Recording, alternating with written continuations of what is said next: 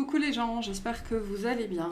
Donc, on est parti pour une nouvelle guidance. Donc, j'ai un premier message ici pour... Enfin, c'est plutôt que cette guidance, elle est pour les gens qui se sentent au bord du précipice. C'est-à-dire, c'est...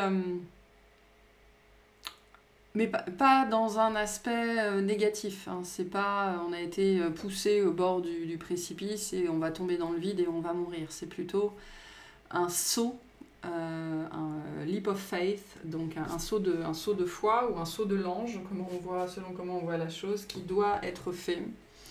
C'est pas qui doit être fait, je le sens pas comme ça. J'ai plutôt une énergie où voilà, c'est la prochaine étape et on est plutôt partant, on est plutôt pour.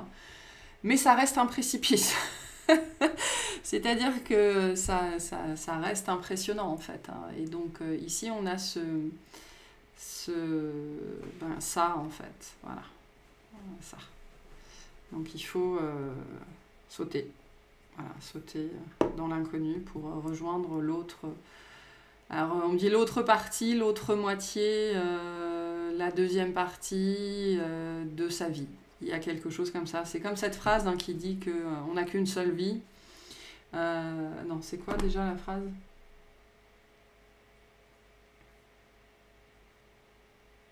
On a deux vies. La deuxième commence quand on s'aperçoit qu'on n'en a qu'une seule.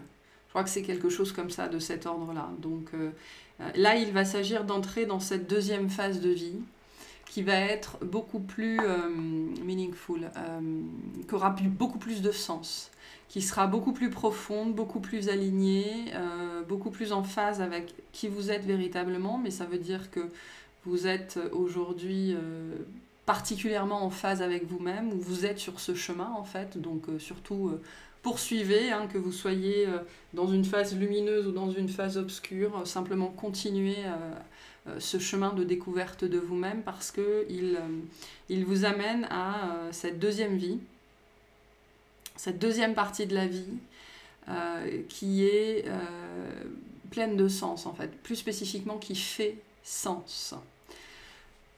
Mais avant de pouvoir... je sais pas pourquoi j'arrête pas de jouer avec ce truc. Avant de pouvoir, pouvoir vivre pleinement cette vie, ben, il faut sauter. Voilà, il faut sauter, il faut faire ce pas. Et c'est un grand pas en fait. Donc cette guidance va s'adresser a priori particulièrement à ces gens, soit qui sont déjà au bord de ce précipice, soit vous savez que vous y allez. C'est-à-dire que vous avez déjà une idée, vous avez déjà un projet, vous avez déjà quelque chose on me dit dont le synonyme pourrait être le mot risque. Ok. C'est-à-dire que faire ça et risque, c'est la même chose. D'une façon ou d'une autre. C'est pas tellement... Alors, il y a une dimension de danger, mais c'est plus dans quoi je m'embarque ici. C'est la dimension de l'inconnu et d'un projet ou d'une idée un petit peu folle. Un truc qui nous dépasse, on ne sait pas trop d'où ça vient, et c'est la deuxième partie. Et en fait, c'est au travers de ce saut, d'entamer ce projet ou de donner naissance à cette idée, en fait, ça, c'est le saut. C'est au travers de ça que vous allez faire ce saut pour, pouf, entrer dans la deuxième partie de votre vie, qui sera... pour le coup, pleine de sens. Donc en opposition à avant, où ça ne faisait pas sens du tout, en fait. Notamment parce que ça n'était pas en adéquation avec vous du tout, du tout, du tout, du tout.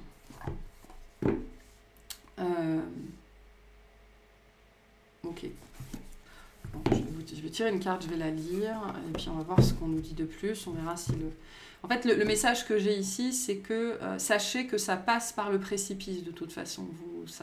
Ce saut est obligatoire à un moment donné. Ce saut est obligatoire.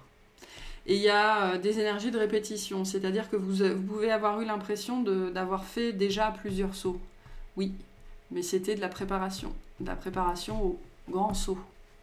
Voilà, c'est un petit peu le message qu'on vous passe ici. Donc pour certaines personnes, si vous seriez là en train de vous dire « mais j'ai déjà beaucoup sauté, j'ai déjà pris beaucoup de risques, j'ai déjà changé beaucoup de choses », et j'ai pas envie, etc., etc., quelques petits relents d'injustice et de peur ici qu'il faudrait adresser sans doute pour justement être capable de sauter.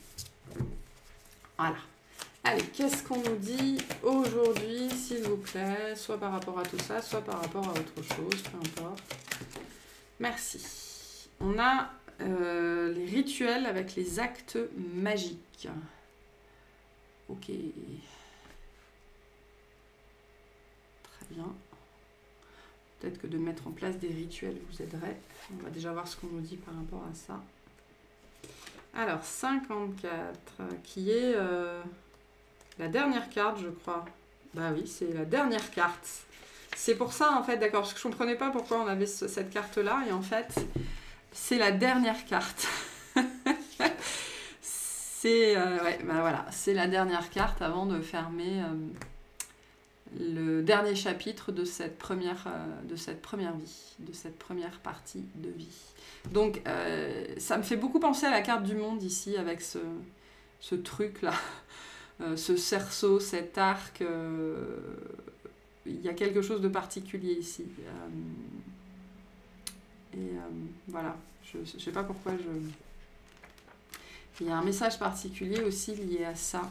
Je regardais parce qu'en fait, vous voyez, on ne l'a pas forcément sur les autres pages. Et en fait, ici, on a un Ouroboros. Donc, c'est le symbole du serpent qui se mord la queue, c'est le symbole du cycle. D'accord ? C'est pour ça que je trouvais qu'on avait beaucoup l'énergie du monde ici. Donc, il y a vraiment cette fin.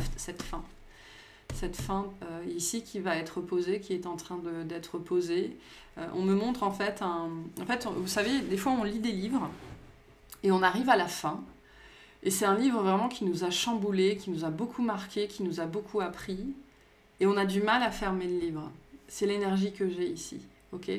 Et il y a cette énergie-là en ce moment où finalement, voilà, il faut prendre le temps de fermer le livre.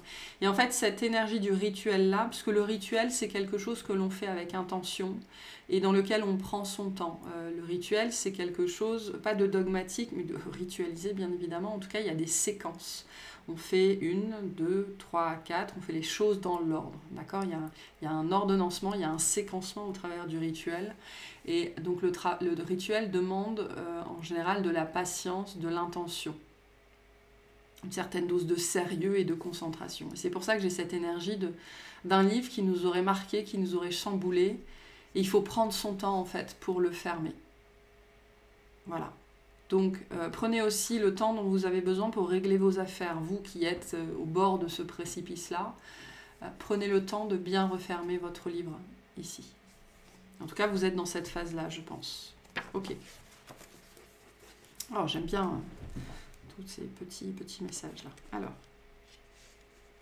ok. Rituel. Les lettres de ce mot résonnent comme des battements de tambour. À chaque moment de ta vie, il est possible de faire entrer le rite. Les étapes que nous traversons ont besoin d'être gravées dans la matière. Les passages, les pertes, les joies sont toujours des expériences qui méritent d'être honorées. Lorsque tu as besoin de guérir, de nettoyer, de repousser, c'est à nouveau le rite qui se fait le lien entre le visible et l'invisible. Comme l'alchimie, il relie la pensée, la magie et la matière. Ritualiser est un acte. Il te demande de concrétiser une intention, de l'exprimer par le faire. Le bon rituel, c'est le rituel qui te parle ou que tu crées. Il te faut sentir la connexion entre ce que tu mets en place et ta volonté ou tes aspirations. Un rituel de gratitude et un rituel de purification ne se pratiqueront pas de la même façon car l'intention est différente. Toi-même, à différentes époques de ta vie, tu constateras que le rituel évolue avec toi, qu'il fait partie intégrante de ton vécu et que tu l'appelles à se concrétiser lorsque le moment est venu. Cette carte évoque le fait que tu as ou que tu vas avoir recours à l'art poétique du rite. Elle vient pour conscientiser ce besoin et te permettre de préparer ton espace. Que ce soit un rituel qui suit ton tempo personnel ou bien que tu te cales sur la course des étoiles ou de la lune, le moment approche. Cette manifestation est aussi simple qu'elle est puissante, ce qui lui donne un caractère sacré. Pour l'accueillir, il te faut ouvrir un cercle de pratiques qui circonfère tes actes. Ce cadre protecteur permet à ton rituel d'agir dans toute sa puissance. Une fois terminé, le cercle doit être refermé après avoir remercié les forces spirituelles que tu as conviées. Tu es invité à travers cet usage à mieux te connaître, à te considérer comme un écosystème qui se déploie selon 3 niveaux, le corps, l'âme et l'esprit. Le pouvoir du rite réside dans ces 3 couches indistinctement. Il est l'outil de l'harmonie de tout ton être. Ton rituel peut être ancré dans tes pratiques. En étant animiste, païen, sorcier, religieux, à toi de choisir. Chaque intention ritualisée nourrit un égrégore et te revient. Tu as donc le choix du chemin que tu souhaites donner à ta vie, ombre ou or. Cette décision est trop essentielle pour être dictée par un mouvement extérieur à toi. Elle répond à un appel intérieur fort. La danse médecine, le chant intuitif, le symbolisme, la prière agissent comme de merveilleux supports. Alors sois imaginative. Laisse-toi guider par ce qui a besoin d'être alchimisé en toi. Mama Luna est une fantastique inspiratrice et compagne de rite. Chaque nouvelle et pleine lune sont l'occasion de prendre des temps d'écoute qui te mettent en lien avec la respiration de l'univers. Qu'il soit collectif ou individuel. Tu entres ainsi dans le magnétique espace de la magie lunaire. Considère cet art naturel comme un acte alchimique par lequel tu consumes, tu sublimes, tu révèles ta lumière. Prends maintenant rendez-vous avec ton prochain rituel. Le message qui me vient ici, c'est que finalement, il y a une action à poser, d'accord, pour honorer la fin, honorer cette étape de vie, honorer votre première vie, honorer, plus spécifiquement ici, honorer les anciennes versions de vous-même. Toutes ces versions de vous qui vous ont protégé pendant très longtemps, qui vous ont permis de survivre, qui vous ont permis de bâtir la première partie de votre vie, mais qui sont obsolètes. Je pense qu'on vous invite ici à leur rendre hommage. Ok ? Pour pouvoir vous en délester aussi, pour pouvoir les remercier proprement, parce que même si on est en lutte avec soi-même pendant longtemps, parce qu'on cherche à ne plus être ce qu'on était ou à ne plus être ce que l'on est, il faut se rappeler que ces parts de nous-mêmes nous ont aidés, nous ont portés, nous ont protégés pendant longtemps. Et même si aujourd'hui elles ne nous rendent plus service parce qu'elles sont devenues trop lourdes à porter, elles méritent quand même qu'on leur rende hommage. Donc, on me dit une minute de silence, d'accord ? Donc, n'hésitez pas à mettre cette vidéo sur pause et à faire une minute de silence, alors pendant ou après cette vidéo, pour rendre hommage en fait à ces parts de vous-même qui sont en train de vous quitter, vraiment dans cette énergie du livre que vous allez enfin pouvoir refermer, maintenant, dans quelques semaines, dans quelques mois, selon où vous en êtes, pour passer à cette deuxième partie de votre vie, qui n'est en fait que votre vie, en fait, la vie que vous avez clamée et réclamée au travers de votre transformation, au travers de votre guérison, au travers de la vérité, d'aller toujours plus à la découverte de vous-même. Vous vous êtes fait ce don de cette vie pleine de sens, qui va bientôt se présenter à vous. Et pour ce faire, en fait, on vous invite à honorer les morts. Voilà.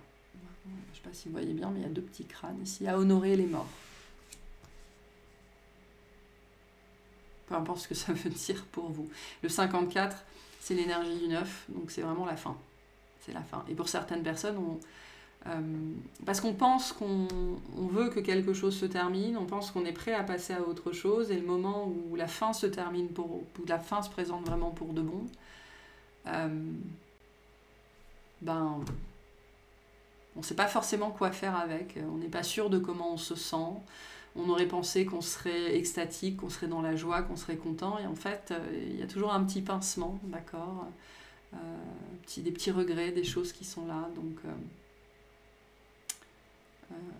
il y a une fin ici, il y a des morts à honorer au sens propre, au sens figuré ou au sens propre, au sens symbolique ici, particulièrement des anciennes versions de vous-même auxquelles on vous invite à rendre hommage aussi, parce que ces versions-là, alors je ne sais pas pourquoi on me le présente comme ça, mais ces versions-là, on me dit, sont très liées à vos ancêtres, dans le sens où ces versions de vous-même, aussi limitantes qu'elles étaient, il n'y a jamais que de l'ombre, il y a toujours de la lumière, d'accord ? Et même si on est avec un tas de conditionnements, avec un tas de blessures, un tas de choses comme ça, il y a toujours une contrepartie.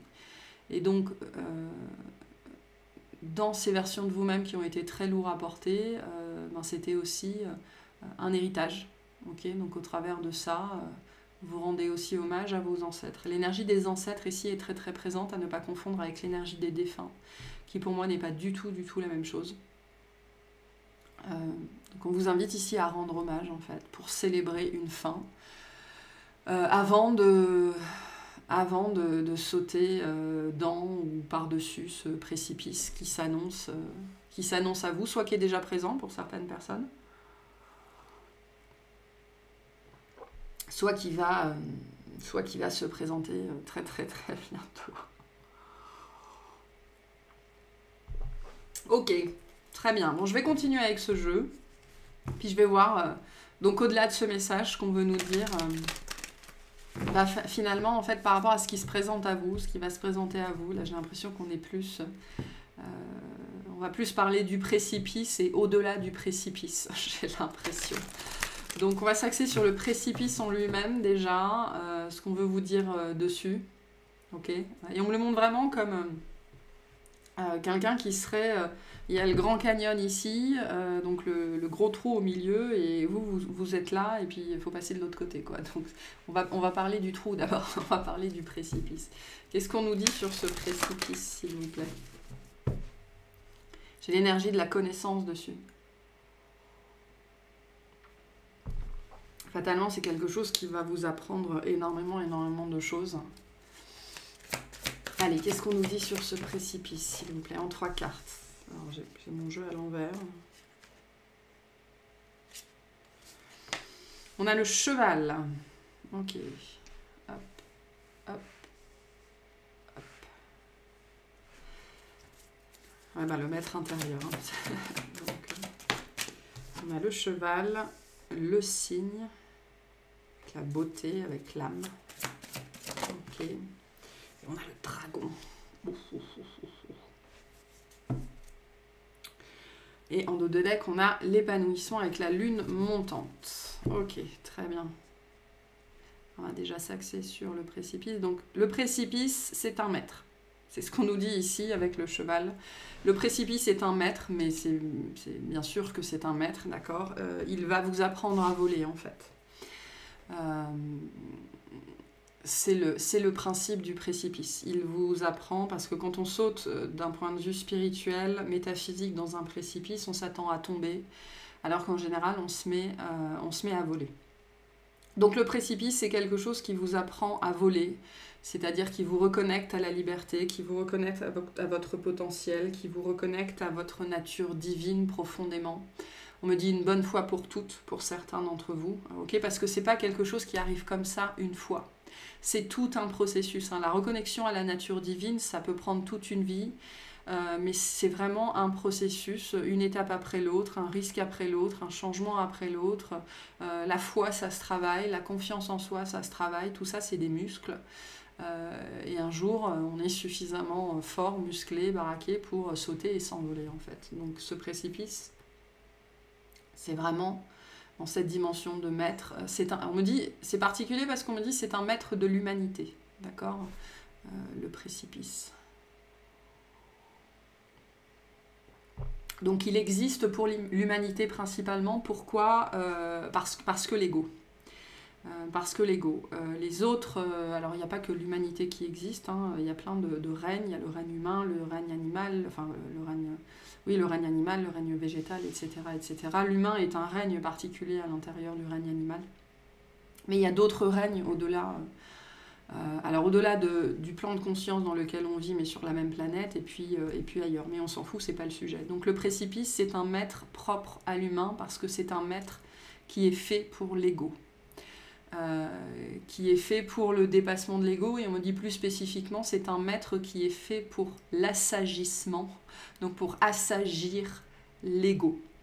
C'est pour ça que c'est au travers de cette épreuve-là, parce que j'ai vraiment ce mot-là, hein, de toute façon avec le dragon c'est une épreuve, hein, c'est écrit là, éther, épreuve, vous le voyez pas mais c'est écrit là.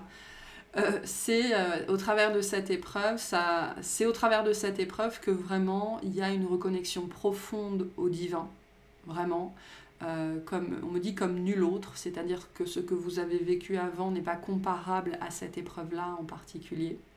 Ce qui ne veut pas dire que ce sera plus difficile que le reste, ce qui veut dire que vous êtes arrivé à un point particulier en fait, qui vraiment vous permet, c'est vraiment comme un saut. Hein. En fait, on me montre une ligne comme ça, avec des points, et donc tous les points c'était des épreuves, c'était des dragons, c'était des apprentissages, ok, et cette ligne elle se finit en fait. Et après il y en a une nouvelle ici, mais voilà, il y a un saut, un grand saut quantique potentiellement. Même si voilà, c'est pas le... C'est aussi beaucoup d'informations ici, beaucoup d'informations. C'est aussi un concept qui nous dépasse, le saut quantique. Hein. Il y a beaucoup de gens qui parlent de saut quantique. C'est un concept qui nous dépasse à l'échelle humaine. Donc, qu'est-ce que je disais? Oui, et c'est au travers de cette reconnexion vraiment très particulière, très forte, parce que c'est un moment clé au divin, que l'ego va s'assagir, il ne va pas disparaître, l'ego ne disparaît jamais, d'accord? Il faut beaucoup d'ego pour penser qu'on peut tuer l'ego, non, on remet l'ego à sa place. Et donc au travers de cette épreuve du précipice, il va y avoir, en tout cas c'est censé assagir, ça vient pour assagir l'ego, une bonne fois pour toutes, entre guillemets. Ça ne veut pas dire qu'il va disparaître, c'est-à-dire qu'on va le remettre vraiment, vraiment, vraiment à sa place.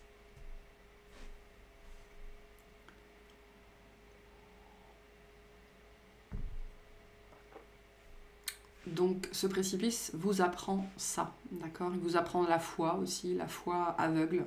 C'est-à-dire, en gros, là, je suis dans ma vie, je m'apprête à sauter dans le vide et je ne sais même pas pourquoi je fais ça. Mais je le fais quand même. Donc, alors c'est faux, on sait, c'est pas que c'est faux. On sait pourquoi on fait les choses dans le sens où après avoir pris la décision, notre ego et notre mental viennent rajouter des explications logiques par-dessus. D'accord? On se trouve des raisons, on se trouve des excuses sur pourquoi on fait les choses. Mais là, on parle quand même d'une action qui défie, en vérité, pas toute logique, mais notre logique à nous. En tout cas, la logique plus spécifiquement de la première partie de notre vie. C'est-à-dire que l'action qui appelle à être posée ici pour certaines personnes, ou celle qui appellera à être posée, okay, parce que pour certains d'entre vous, vous y serez dans 4 ans, dans 5 ans, dans 6 mois, peu importe. La folie de cette action, c'est qu'elle sera vraiment, vraiment soit complètement contraire, soit en totale opposition, soit vraiment à des années-lumière de ce que vous cherchiez à construire dans la première partie de votre vie. Et ça va vous montrer que vous êtes vraiment au bord du précipice, parce que vous avez pris une décision qui est à l'opposé total de ce que vous avez recherché toute votre vie, en fait. À l'opposé total de ce que vous avez recherché, à l'opposé total de ce que vous avez construit, à l'opposé total de ce que vous pensiez vouloir, et là d'un seul coup vous allez dans cette direction-là, et en vérité si vous êtes honnête avec vous-même, vous ne savez pas pourquoi vous y allez. Vous avez reçu des signes, vous avez reçu des messages, vous avez mis de la logique dessus, vous avez trouvé des raisons, vous avez trouvé des excuses, mais en définitive vous ne savez pas pourquoi vous y allez, et vous ne savez pas ce qui va vous attendre dans cette direction-là. Alors ce qui va vous attendre, on vous dit, c'est l'épanouissement. D'accord ? Et c'est intéressant parce que derrière on a le corbeau, avec l'air et l'enseignement spirituel. Donc vous allez vous envoler, c'est le but ici. Hein. Et là, on a l'Ouroboros. L'Ouroboros. Donc, ça va vous apprendre à vous épanouir, en fait. Fatalement, si l'ego s'assagit, et s'il est bien remis à sa place, l'épanouissement et l'émerveillement peuvent prendre beaucoup plus facilement de la place dans votre vie. Donc ça, le précipice, il existe pour ça, on me dit. Il a une raison d'être, il est raisonnable, c'est-à-dire qu'il a... oui, il a une raison d'être, en fait. C'est pas pour vous punir, c'est-à-dire qu'on me le montre vraiment comme un rouage dans une machinerie, dans une machine, et sans ce rouage, ou sans n'importe quels autres rouages, la machine ne fonctionne pas. Et c'est propre à l'expérience humaine, en fait, ce précipice. C'est pour ça qu'on a le cheval avec la notion du maître intérieur. C'est vraiment là pour vous enseigner. notamment pour vous enseigner à vous envoler et donc pour vous enseigner à vous épanouir, véritablement. Ok. Tout ça est lié aussi à l'apprentissage de la confiance, à l'apprentissage de la valeur de soi. C'est quelque chose qui va profondément, profondément vous reconnecter avec la valeur de vous et vous reconnecter avec le divin, comme je le disais tout à l'heure, parce que le pan, au-delà de l'apparence, au-delà de la notion de beauté, représente l'âme. Parce que ça représente la beauté intrinsèque de chacun. Donc la beauté au-delà de l'apparence en vérité, la beauté qui dépasse l'œil humain. C'est ce message où la beauté est dans l'œil de celui qui regarde. Donc la beauté finalement elle est définie par ce qu'il y a derrière l'œil. Et derrière l'œil c'est quoi? C'est l'âme. Et derrière l'âme c'est quoi? C'est la conscience. Donc il y a vraiment ce message très fort que ça va vous reconnecter profondément, profondément, profondément au divin. Même si c'est une épreuve, même si c'est encore un dragon ou un crocodile ou peu importe comment on veut l'appeler. Ça va...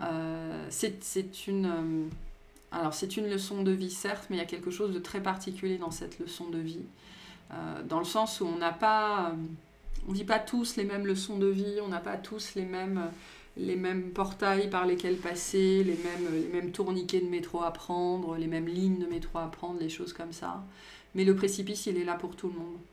On me le montre comme ça, le précipice, il est là pour tout le monde. C'est un dragon de l'humanité. C'est très particulier comme message ici. Donc, il y a une tendance collective dans ce que je suis en train de raconter. Okay, c'est pour ça qu'on a les énergies du monde aussi. Donc ce dragon-là en particulier est un dragon collectif. Personne n'y coupe à un moment donné.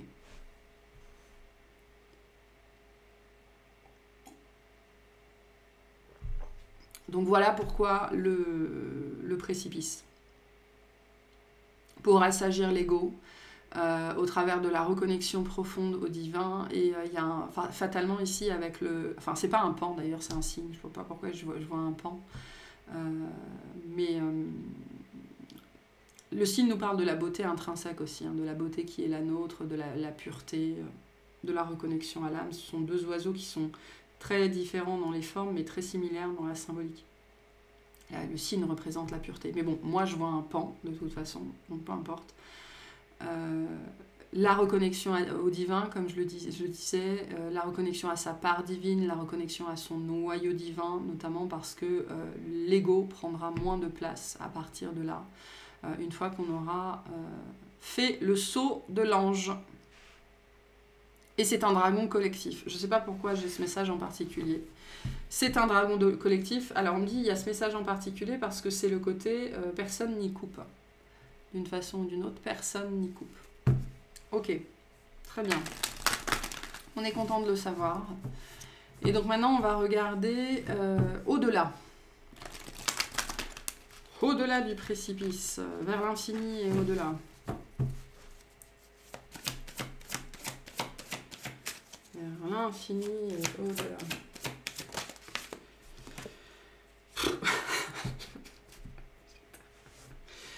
On a le grand œuvre avec l'opus magnum, la chrysopée, donc la nouvelle vie, l'arc-en-ciel qui est très présent. Vous pouvez, pour les personnes qui ne l'ont pas vu ou qui auraient oublié cette guidance, regarder le processus de l'arc-en-ciel. Donc quelque chose qui éclot, alors j'ai les notions de finitude. Alors j'ai les arpenteurs des finitudes, pour les gens qui jouent à FF14. Il y a cette dimension ici de vraiment de l'éclosion en fait. C'est une éclosion, c'est l'éclosion d'une nouvelle réalité, c'est l'éclosion d'une nouvelle vie après avoir vraiment complété. C'est pas un chapitre, c'est pas un livre, c'est une saga quoi. C'est vraiment comme une renaissance complète en fait. Comme une renaissance complète. Au-delà de ce précipice, c'est quoi? C'est une renaissance complète. Donc c'est une deuxième naissance, c'est une deuxième vie et c'est cette dimension du cadeau ici qui vous est fait, mais c'est pas un cadeau en vérité, vous l'avez largement mérité. Hein. Si vous en êtes arrivé au point du précipice, ou alors c'est que vous cheminez vers là et c'est vraiment... c'est-à-dire que pendant longtemps on fait des changements dans sa vie. On prend des décisions, on quitte des personnes, on quitte un travail, on quitte des lieux de vie, on remet tout en question. Et beaucoup de choses changent, mais on n'a pas l'impression que fondamentalement les choses ont changé. Pourquoi? Parce que à l'intérieur de nous, il y a quelque chose qui est toujours présent. D'accord? Et c'est très lié à l'ego. C'est une lourdeur, c'est une gravité, c'est une peur, ce sont des choses comme ça. Et c'est pour ça qu'ici on parle non pas d'une renaissance, mais d'une deuxième naissance, d'une éclosion d'ailleurs. Oui, plus spécifiquement d'une éclosion. Parce que ce qui va changer, c'est ça en fait. Ce qui va changer, c'est le pourcentage d'ego et le pourcentage de divin à l'intérieur de vous. Alors, ou plutôt la place que chacun va prendre. Okay, et c'est ça qui permet vraiment, vraiment, vraiment d'expérimenter la vie différemment.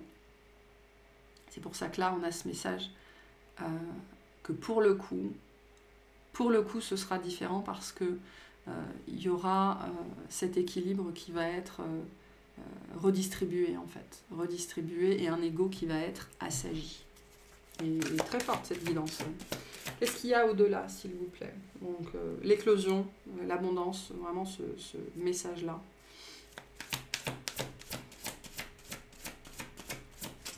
Pour certains, il y a aussi une connexion plus forte avec l'au-delà, avec les ancêtres, avec les défunts, avec des choses comme ça, avec le monde de l'invisible.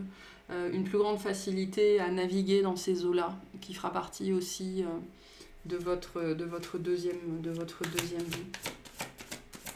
Qu'est-ce qu'on a au-delà, s'il vous plaît? On a le phénix, voilà. Bon. La renaissance, la résurrection, je ne peux pas le dire autrement. C'est intéressant parce que ce phénix, ici, ressemble beaucoup à un paon, hein, avec ses plumes là, avec les yeux de l'âme. Et on continue à me montrer en fait vraiment des yeux, c'est-à-dire qu'on me montre les yeux ici, et derrière on me montre l'essence, l'âme, la conscience qui regarde en fait, la conscience qui regarde. Donc c'est ça ce message hein, de reconnexion au divin, c'est que vous aurez, il y a vraiment une autre perception de soi-même, une autre perception de la vie, et l'âme est aux commandes, le cœur est aux commandes, la conscience est aux commandes, enfin peu importe, il y a quelque chose de cet ordre-là ici, et on est dans des énergies de renouveau complet ici. Donc finalement, ce qu'on nous dit ici, c'est que ce que vous allez vivre, c'est dépendant de vous et de votre vie. Hein. La forme, parce que là, ce sont des énergies, et je pense que sur la forme, ce serait compliqué de nous dire ce qui va se passer. Mais c'est vraiment un mécanisme d'opposition presque quasi complète avec ce que vous viviez avant, en fait. C'est assez marqué, cette énergie-là. Et on a la lecture divine avec la langue sacrée. Okay. Donc, ouais, vous parlez aux esprits. Voilà. Qu'est-ce qu'il y a au-delà? Le monde des esprits. Donc la capacité à parler aux esprits, la capacité à parler aux oiseaux, enfin la langue des oiseaux, cette carte-là est très très axée sur la langue des oiseaux, donc sur les signes, sur les synchronicités, sur les messages, sur les guidances, donc le divin va passer à travers vous, quoi. Le divin va passer à travers vous, à travers votre créativité, à travers votre gorge. Et la gorge, c'est pas que parler, c'est aussi comment s'exprime votre créativité, comment se manifeste l'expression de vous-même, en fait. Donc, c'est... Pourquoi? Parce qu'il y aura plus de place. Parce que cet ego va être assagi. C'est vraiment comme ça qu'on me le montre. Donc ce qu'on vous dit aussi ici, c'est que si vous voulez manifester ça, c'est-à-dire exprimer laisser le divin véritablement s'exprimer à travers vous, si vraiment c'est ce que vous voulez, si vous tendez vers ça, ça passe par ce précipice en fait. Et pourquoi il y a cette dimension collective ici? Parce que un des buts de l'humanité ou du genre humain, c'est la reconnexion au divin. Okay, c'est la reconnexion au divin au travers du dépassement de l'ego de manière générale, c'est-à-dire de la guérison des blessures, de la libération des émotions, d'équilibrer l'ombre et la lumière, de révéler l'ombre, d'accord, de révéler son ombre, c'est-à-dire d'aller à la découverte de soi et de toutes les parts de soi qu'on a préféré laisser dans un coin à un moment donné. Ça, c'est la voie de l'humanité de toute façon, c'est la voie de l'humanité. C'est pour ça qu'on a ce dragon ici et que ce précipice, il est collectif, parce que cette épreuve, elle concerne l'ego. Voilà. Et comme chaque être humain est doué d'un ego, chaque être humain doit passer par cette épreuve de l'assagissement de l'ego pour pouvoir laisser la part libre ou belle à l'expression du divin à travers soi. Voilà. Et donc, vous allez, au-delà de ce précipice, laisser le divin s'exprimer à travers vous, au travers de ce que vous êtes, au travers de ce que vous savez faire, etc., etc. Et la récompense, entre guillemets, ou plus spécifiquement le changement pour vous, qu'est-ce qu'il y a en échange, entre guillemets, pour vous. Et c'est ça, en fait, c'est une expérience de la réalité diamétralement opposée à ce que vous avez vécu jusque-là, parce que c'est votre ego qui est assagi, et donc c'est vous qui changez profondément. On me dit le ratio change. Le ratio ego-divin, c'est ce qui change. Et fatalement, on est complètement dans ces énergies de changement total. C'est comme si d'un seul coup, vos yeux changeaient de couleur, en fait. C'est ça qu'il faut comprendre par rapport à la vie, par rapport à l'expérience de la réalité. Quand on vous dit vous créez votre réalité, vous la créez parce que vous donnez à la vie, c'est vous qui donnez sa teinte à la vie. Si vous êtes gouverné par les peurs, la vie vous fera profondément peur. Si vous êtes gouverné par la tristesse, la vie vous rendra triste. Si vous êtes gouverné par l'injustice, la vie réveillera l'injustice chez vous en permanence. Si vous êtes gouverné par le désamour, la vie vous renverra du désamour en permanence. C'est ça que ça veut dire quand on vous dit que vous créez votre réalité. Et là, c'est votre regard qui change parce que finalement, le spectateur derrière votre regard, il change. Là où avant c'était jusque-là, c'était essentiellement l'ego qui pouvait regarder à travers vos yeux, maintenant ce sera le divin qui va essentiellement regarder à travers vos yeux. Et donc, ça, c'est là que la réalité, elle change pour de bon. Voilà. C'est un message particulier, prenez-le comme ça résonne. Voilà, donc n'ayez pas peur du précipice, c'est le message qu'on vous passe ici, n'ayez pas peur du précipice. Ok. Je vais m'arrêter là pour cette première partie, je vais aller faire une extension sur ce sujet, je n'ai aucune idée de ce sur quoi je vais faire l'extension ou ce sur quoi elle va porter, on va juste aller clarifier des choses, voir des informations qu'on nous donne en plus. Et je vais vous tirer un petit message de fin. Et voilà. N'ayez pas peur du précipice. Et on a... Merci. On a la confiance. Tout va fonctionner parfaitement. Nous, tes anges, sommes là pour te nourrir, te protéger et te guérir. Et confiance dans le pouvoir de guérison de notre amour. Nous t'aimons plus que tu ne peux l'imaginer. Et donc, suivez les inspirations de votre âme. Au travers de ça et au travers du précipice.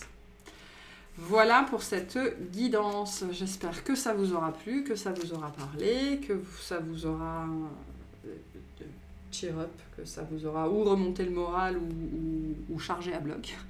Et je vous souhaite une excellente journée. Bye bye.